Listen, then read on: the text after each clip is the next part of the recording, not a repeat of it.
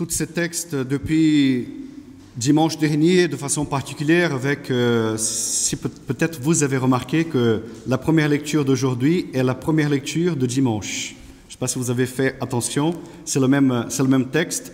D'ailleurs, aujourd'hui, il y a le choix, ceux qui ont le Magnificat, etc. Vous avez pu constater qu'il y a 2 textes possibles.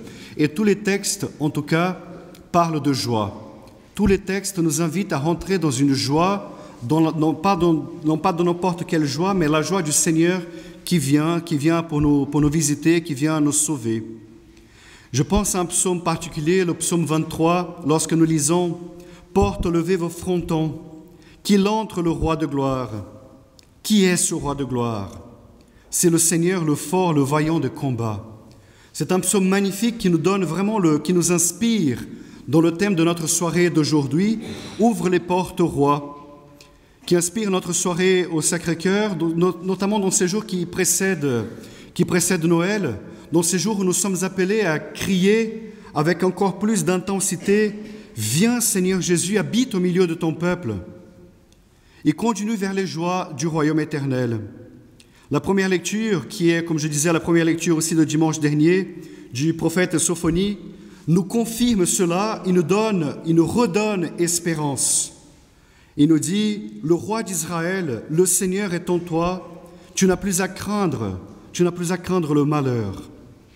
C'est une merveille de savoir qu'on parle de roi, c'est une merveille de savoir que le royaume de Dieu n'est pas comme un autre royaume dans ce monde, que Jésus n'est pas un roi comme n'importe quel autre qui est déjà passé ou qui est encore sur cette terre. Il est un roi qui prend sur lui nos souffrances. Jésus est un roi qui se met à la portée de ses sujets. Et même, il dit, « Je ne vous appelle plus serviteurs, je vous appelle mes amis ».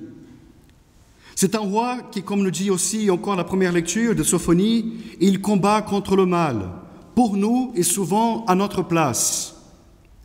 C'est un roi qui fait tout ce qu'il peut pour que son peuple puisse vivre dans la joie et dans la paix. Voilà le roi de gloire, comme le dit le psaume 23, que nous appelons aujourd'hui et que nous invitons à entrer. Voici qui est celui qui nous invitons à venir habiter chez nous, le roi de gloire, pour qu'il puisse trôner en nous. Voilà, je pense que c'est la meilleure expression. Et non seulement trôner en nous, mais dans nos familles. D'où aussi la question de l'intronisation du Sacré-Cœur dans les familles. Tout est lié, évidemment. C'est un thème qui est traité dans les apparitions, la royauté de Jésus, la gloire de Jésus. Et c'est justement ce que nous allons voir tout à l'heure dans les récits des apparitions. Que Jésus puisse donc entrer dans nos vies, entrer dans nos familles, entrer dans le monde et qu'il puisse manifester à nous tous sa gloire. Lors d'une apparition, on n'a pas la date précise, mais c'est une apparition un premier vendredi de 1674. On n'a pas la date précise. Jésus, Sainte Marguerite de Marie donc va raconter ce qu'elle a vu. Et elle dit, une fois entre autres que le Saint-Sacrement était exposé, je vous rappelle que Sainte Marguerite de Marie était une religieuse, à Paris l'aumônial, qui passait des heures devant le Saint-Sacrement. Et c'est pour ça qu'elle dit, une fois entre autres que le Saint-Sacrement était exposé, mon doux maître se présenta à moi, tout éclatant de gloire. Cette expression est importante pour aujourd'hui, tout éclatant de gloire, avec ses 5 plaies brillantes comme 5 soleils. Et de cette sacrée humanité sortaient des flammes de toutes parts, mais surtout de son adorable poitrine, qui ressemblait à une fournaise. Nous pouvons admirer un peu le tableau qui est à côté de nous. Donc, mais surtout de son adorable poitrine qui ressemblait à une fournaise. Et s'étant ouverte, me découvrit son tout aimant et tout aimable cœur, qui était la source de toutes ces flammes. Et dans cette apparition, Jésus lui dit, « Si tu crois, tu verras la puissance de mon cœur. Si tu crois, tu verras la puissance de mon cœur. » Dans cette apparition, Je ne prends qu'un extrait parce que, évidemment, les récits sont beaucoup plus longs que ceux que je dis à chaque fois lors de nos soirées au Sacré-Cœur. Nous voyons bien le cœur de Jésus entouré de flammes. C'est comme si ce cœur était sur un trône, tout simplement parce que c'est le cœur du roi qui brille d'une lumière éclatante. C'est un cœur d'un roi donc qui montre bien la royauté du Seigneur. Et ce roi qui vient parler à cette petite religieuse, Marguerite Marie, qui vient lui manifester sa puissance et sa gloire, il fait une promesse à tous ceux qui adoreront ce cœur par la suite des temps. Cette promesse, elle est aussi pour chacun de nous ici aujourd'hui. Si tu crois, tu verras la puissance de mon cœur. Cette promesse est donc pour chacun de nous. On parle beaucoup ici, dès le début de cette homélie, avec le psaume 23, qu'il entre le roi de gloire, et avec le récit des apparitions de Sainte Marguerite Marie, on parle beaucoup de roi et de gloire. Et je me suis dit, en préparant ce que je vous partage, cette méditation, je me suis dit que souvent, on a le droit à une méditation sur le Christ roi, au moins une fois par an, à la fin de l'année liturgique, vers fin novembre en général. Et donc on a le droit souvent à une méditation, à des textes propres, à la royauté de Jésus. Mais je me suis dit, on parle tellement de roi et de gloire, et le mot gloire est tellement présent dans tout ce que nous faisons, dans la liturgie, dans les textes de la Bible, dans l'Ancien Testament, dans le Nouveau Testament, dans tous les chants que nous prenons, mais dans beaucoup de chants que nous prenons. Le mot gloire est si présent. Lors d'une messe, nous chantons tellement de fois la gloire de Dieu. Et je me suis dit, quand est-ce qu'on nous a parlé de la gloire de Dieu? C'est la réflexion que je me suis faite aussi pour moi en tant que prêtre. Et je me suis dit, puisqu'on parle d'un roi de gloire, pourquoi ne pas parler donc de la gloire de Dieu? C'est quoi cette gloire de Dieu qui se manifeste aux hommes? C'est quoi cette gloire que nous devons rendre? Parce qu'on dit, je dois rendre gloire à Dieu. Ça veut dire quoi cela? Dans quelques jours encore, nous allons en réentendre, parce que si vous avez remarqué pendant le temps de l'Avent, sauf pour l'Immaculée Conception, le 8 décembre, on arrête aussi le gloire à Dieu pendant les messes. Eh bien, ça a du sens. C'est parce pour qu'on puisse chanter avec plus de force le jour de la Nativité, le jour de la naissance du Seigneur. Et donc, dans quelques jours, nous allons entendre encore une fois ce très beau récit du début de l'évangile de Luc, lorsque l'ange va annoncer la naissance de l'enfant Dieu au berger. Et on va dire que la gloire du Seigneur les enveloppa de sa lumière. Les bergers qui sont là dans leur champ vont être enveloppés de la gloire de Dieu. Et ensuite, une troupe céleste innombrable louait Dieu en disant « Gloire à Dieu au plus haut des cieux et paix sur la terre aux hommes qu'il aime ». Voilà, le texte est beaucoup plus long que ça, évidemment. Donc ce mot « gloire », il va revenir sans cesse à partir du 24 soir, lors de la naissance de Jésus. Le mot « gloire » est la traduction en français, donc ça vaut une petite catéchèse, est la traduction en français de deux mots qui sont présents dans la Bible, en hébreu et en grec. En hébreu pour l'Ancien Testament, en grec pour le Nouveau Testament. En hébreu, c'est le mot « kavod » et en grec, c'est le mot « doxa ». Ce sont deux mots qui ont un sens différent et pourtant, ils ont donné tous les deux l'origine en français au mot « gloire », comme nous comprenons dans la parole de Dieu. Évidemment que ce n'est pas une gloire humaine, il faut comprendre ce que cela veut dire. Kavod, et ça c'est très intéressant, le mot kavod en hébreu, ça veut dire le poids. C'est très intéressant comme expression. Donc, chanter la gloire de Dieu, c'est dire à Dieu son poids, le poids de Dieu. C'est-à-dire, le poids de Dieu, ça veut dire le tout de sa personne. Dieu tout entier. C'est le poids de son existence, c'est le poids de son importance, c'est le poids de son influence. Et évidemment, tout cela a un lien avec la royauté. Parce que si nous pensons à un roi, il a un royaume, et dans tout son royaume, si nous prenons cette idée de poids, d'influence et d'importance, dans tout son royaume, il règne. Il est assis sur son trône, mais il règne sur tout un royaume. C'est dans ce sens-là qu'on comprend le mot kavod en hébreu. Le poids de Dieu qui manifeste son importance, son influence. Déjà, dans le Nouveau Testament, qui a été écrit en grec, nous avons le mot doxa en grec, qui est plutôt le sens que nous comprenons aujourd'hui. C'est la renommée de quelqu'un. Je parle, un tel a une certaine gloire, un certain prestige.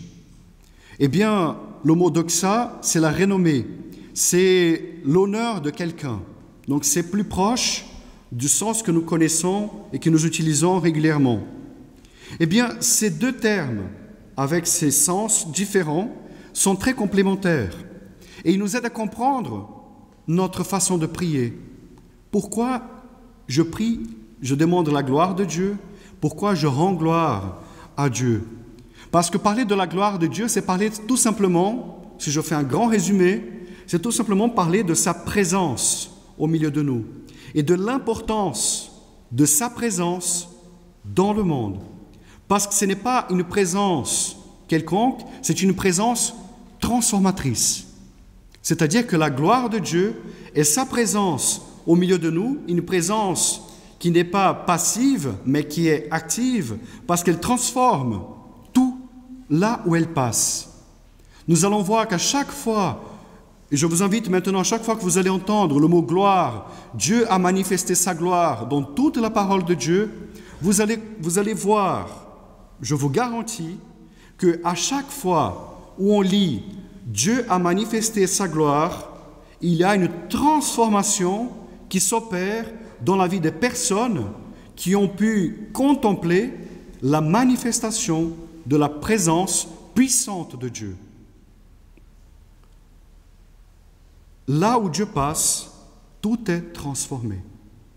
Et c'est pour cela que nous sommes invités aujourd'hui à ouvrir nos cœurs pour accueillir la gloire de la présence du cœur de Jésus qui vient en nous pour nous transformer. Si nous ouvrons nos cœurs, nous serons transformés. Dans une biographie de Sainte Marguerite Marie, elle dit, la Sainte Marguerite Marie, elle dit que Jésus désire qu'en nous sanctifiant, nous le glorifions. Il faut comprendre encore cette expression. C'est encore lié aux apparitions appareil monial. Parce que j'ai déjà cité, là je viens d'exprimer ce qu'est la gloire de Dieu qui se manifeste, qui est la présence de Dieu qui transforme. Mais maintenant il faut comprendre aussi rendre gloire à Dieu. Ça veut dire quoi? Rendre gloire. D'accord, il y a un mouvement, on va dire, descendant de Dieu qui se manifeste à ses créatures. Et après il y a un mouvement ascendant, un mouvement qui monte des créatures vers Dieu. Ce mouvement-là est très intéressant, c'est le mouvement de la prière qu'on appelle « Je rends gloire à Dieu ». Ça veut dire quoi? Rendre gloire à Dieu. Et c'est là que la petite phrase de Sainte Marguerite Marie nous aide à comprendre. En nous sanctifiant, nous glorifions Dieu. On va essayer de voir de ça de plus près. Rendre gloire à Dieu, c'est de reconnaître d'abord qu'à lui seul, nous devons tout hommage. Rendre gloire à Dieu, c'est reconnaître qu'à lui seul, nous sommes redevables pour tout ce qu'il nous donne. À Dieu seul. Glorifier le Seigneur, c'est refléter sa gloire dans notre propre vie. Comme un miroir. Donc, vous voyez un peu, Dieu manifeste sa gloire, et moi, comme un miroir, je suis transformé. Et c'est le fait d'être transformé, c'est la manière la plus belle de rendre gloire à Dieu. Ça veut dire que rendre gloire à Dieu, la manière la plus belle de rendre gloire à Dieu, c'est de désirer dans le plus profond de nos cœurs d'être transformés et de lui ressembler. Lorsque nous avons chanté au tout début « Rends nos cœurs semblables au tien », cette prière n'est pas anodine. Cette prière a un lien direct, évidemment, elle vient encore une fois de ses apparitions parélomoniales, puisque le cœur de Jésus a un poids de gloire, puisque le cœur de Jésus a une présence qui est transformatrice, donc cette présence de Dieu, du cœur de Jésus en moi, va transformer mon cœur. Voilà une démarche de conversion. Ressembler à Jésus, ce n'est pas facile, mais nous avons son aide pour pouvoir le ressembler. C'est pour cela que nous sommes invités aujourd'hui à nous laisser modeler par son action de gloire, par son action transformatrice. Évidemment que ça ne peut paraître difficile ou même impossible. Et Jésus, il encourage Sainte Marguerite Marie dans une apparition, il dit « Ne crains pas, ma fille, je régnerai malgré mes ennemis et ceux qui souhaitent s'opposer à moi. » Le Seigneur, comme Sainte Marguerite Marie, il dit à chacun de nous « Ne crains pas, je régnerai, je manifesterai ma gloire dans ta vie malgré mes ennemis. » Malgré mes ennemis. Il y a beaucoup d'obstacles pour que nous puissions ressembler au Seigneur. Mais le Seigneur, il nous fait une promesse, je régnerai malgré tout. Malgré toi, malgré tes défauts, malgré tes péchés, malgré ceux qui t'entourent, je régnerai. Et en plus, pour répondre à cette phrase de Jésus, Sainte Marguerite Marie va lui dire, pourvu qu'il se contente et qu'il règne, cela me suffit. Voilà la réponse que nous pouvons donner au Seigneur aujourd'hui, pourvu qu'il se contente et qu'il règne, cela me suffit. Dans notre vie, pourvu que le Seigneur se contente, qu'il règne en moi, et cela me suffit. En disant cela, Sainte Marguerite Marie, elle est persuadée que la dévotion au cœur de Jésus va ruiner l'empire de Satan. Et que enfin, à partir de la dévotion au cœur sacré de Jésus, le règne de Dieu, le règne du pur amour va être établi dans le monde et dans nos vies. Que nous puissions maintenant fermer les yeux pour un instant, je vous invite, pour que nous puissions faire une prière pour inviter le Roi de gloire à venir régner en nous et à manifester en nous sa gloire. Et pour que sa présence transformatrice puisse vraiment opérer en nous une conversion de plus en plus belle et parfaite, pour que nous puissions enfin avoir nos cœurs semblables au cœur de Jésus. Seigneur Jésus, Roi des rois, avec Sainte Marguerite Marie, ce soir nous voulons te redire encore et encore et encore une fois, règne en nous. Nous trouvons, Seigneur, les portes pour que tu puisses entrer dans nos cœurs pour y faire ta demeure. Mets ta lumière en nous, Seigneur, chasse toutes les ténèbres, manifeste la lumière de ta gloire. Et que nos vies, Seigneur, par cette transformation opérée par ta présence glorieuse, que nos vies puissent te rendre gloire. Que l'empire du mal soit ruiné. Oui, Seigneur, que l'empire de Satan soit ruiné en nous, dans nos familles.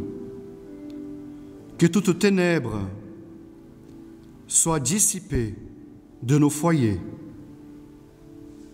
Seigneur, que ton règne d'amour soit établi en nous, dans nos foyers, dans nos familles, dans le monde, et qu'il dure à jamais. Nous t'ouvrons, Seigneur, grand les portes. Manifeste ta gloire. Amen.